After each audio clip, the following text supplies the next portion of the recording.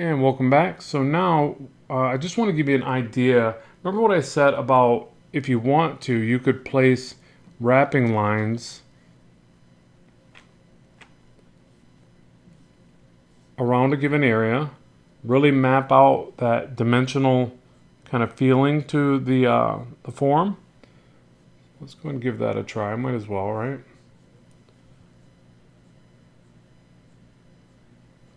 Again, this might help you. So if you're somebody that has a problem with drawing very flat lines, give this a try. But remember, you have to kind of roll it around these forms as best you can, because you could obviously just draw these lines flat. See, I don't even like what I did right there. Let's go back. I started with this. So you have to wrap these around, just like how they sound, wrapping lines. And really try to imagine the depth of perception on these given areas. You could do it here as well. I don't think it's as necessary, but might as well. See how you have to try to curl those.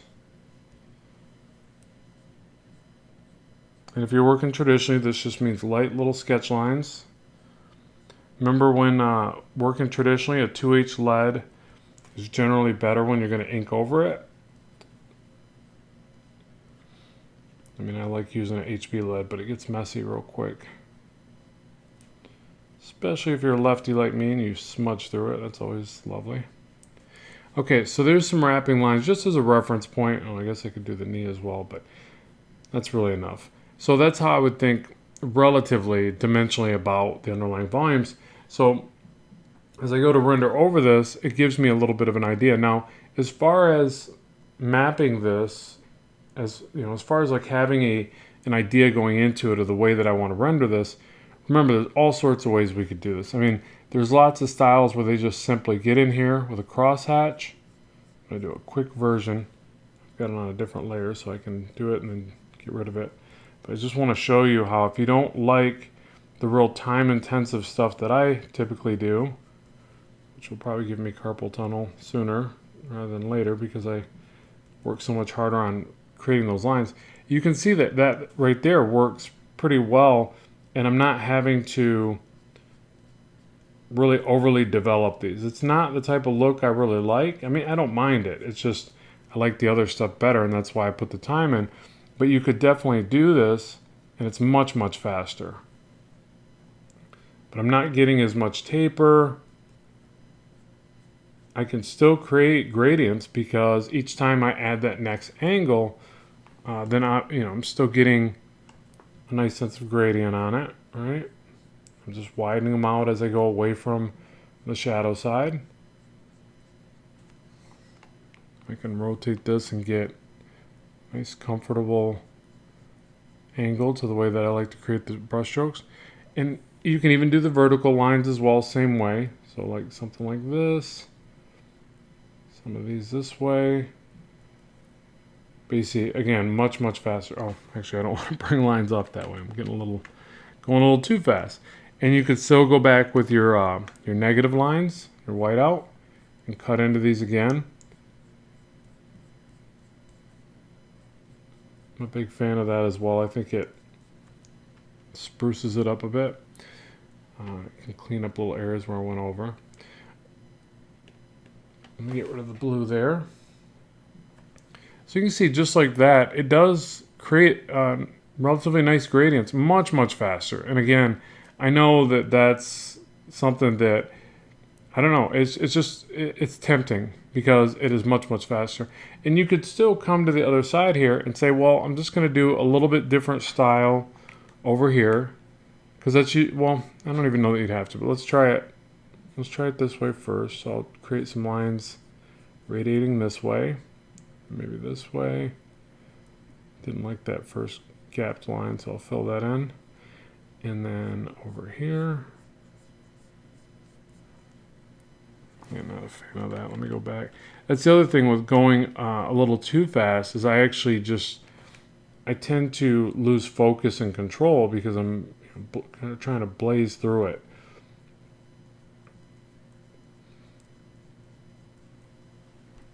But it's hard to not want to do this stuff faster when you know you can't. Like when there's a technique that still is relatively pretty nice. So if I pull back from a distance, I mean, that still pulls together, because that's the other thing we got to think about too. When you do finish this and you pull back, does it read well?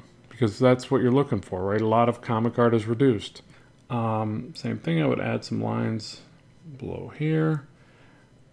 Technique for this is just, you have to practice going from one point to another and pulling. You'll see how I put a little curve right there? Well, that's because my range is more like this for a nice straight line. And since I know that, I'm going to zoom in and out to the area to not go any further than that. And then speed usually allows you to get straighter lines, versus if I sit there and I go like this, I'm actually more likely to pull off to the side for some reason. I have to go to a certain speed. So, you know, practice with various speeds, distances, learn what your pull is with your wrist movement before you start to veer off, and just little things like that. So here I'll do lines that are parallel to this. Cross hatching this way, same here. Now, after you get done dropping in some of these lines, you can go back and pull back out your wrinkles if you happen to bleed over it a bit. Same thing with that whiteout effect. You just go back over and reestablish those.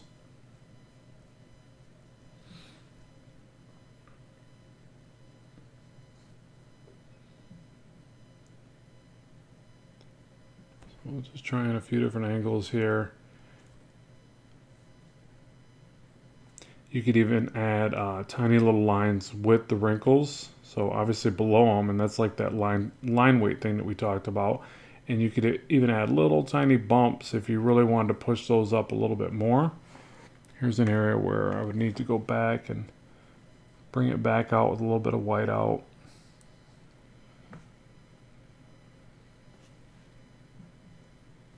But yeah, so that's about it, because I wanted to just show you how I would do a faster version, okay? And again, that's not traditionally how I do it, but there's a lot to be said for it because it's much, much faster. Now with this one, I'm going to do the other style of rendering that I like to do, where I go up and around.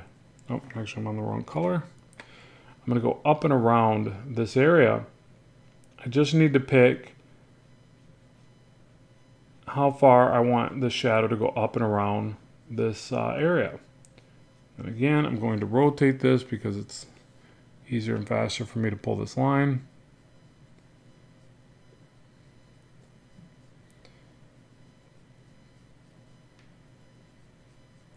You see, this is a lot more time intensive, obviously. It doesn't need to be this clean. As I mentioned, I like kind of stutter stepping some of these lines. I kind of like the look it provides. And then I'll go up and around this way now.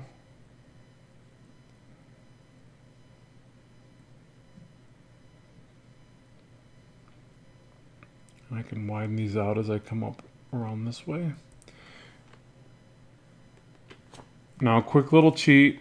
I know I'm gonna feel a little guilty showing you this, but I gotta show you. Is you can take some of these, and when you start utilizing your time, and it takes you longer to do a particular effect, you start thinking about stuff like this, especially digitally. You're like, well, if I just took this and distorted it. I'm not gonna do that, but I just wanted to show you can do that. And I'm not gonna check your work and blame you for it. I just think that sometimes it does work out. As long as you don't feel guilty, that's the main thing. So same thing, thick to thin lines.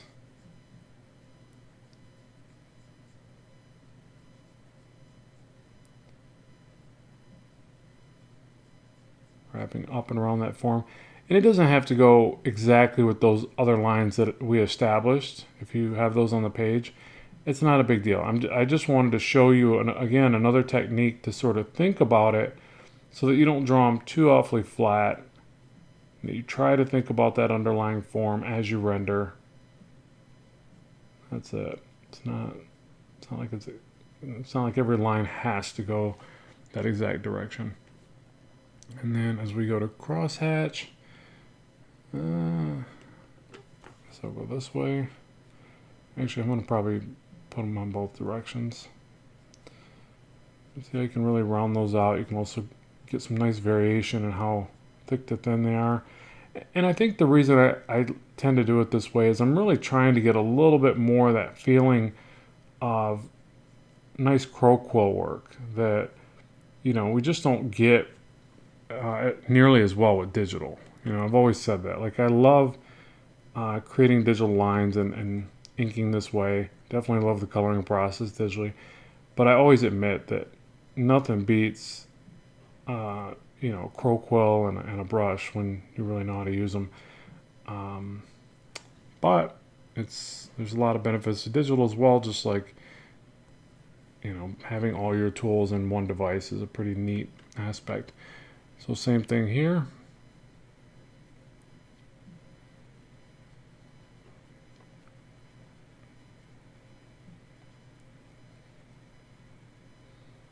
Up and around. Now here I probably want to bring these lines all the way up this shadow, but I'll just shore them up a bit. I'll make them a bit shorter, and then you see there's an opening here, so it naturally makes me want to not render as much over there because it feels like there's a light source there, right? So just, again, this rendering is sort of always connected to, you know, where's your light source, and you know, is the rendering helping to explain what you've established with your shadows. So I'm going to leave that opening up there.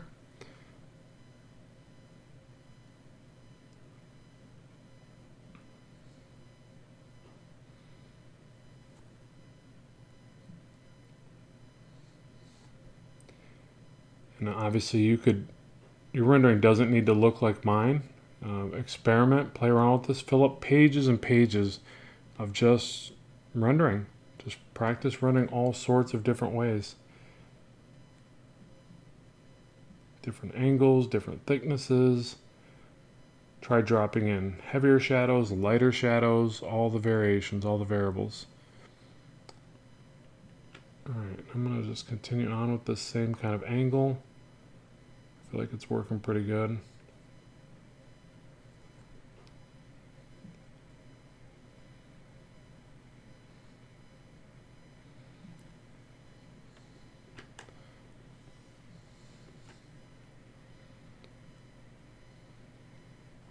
By the way, if you are using Sketchbook Pro like I am, keep in mind that when you hold spacebar for this hockey puck, you're better off rotating out here. If you grab towards the middle, it spins really fast because it's based upon that little dot in the middle as a rotation point. So slower rotation, faster rotation.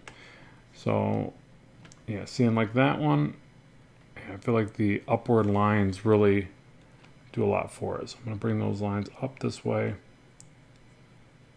Maybe thinner, tighter in succession for the most part. And each one of these angles and ways to generate lines adds a different gradient. You could even bring this one line all the way up the side here like this. Right, there's just all sorts of ways to look at this. In fact, I think that's what this needs right here.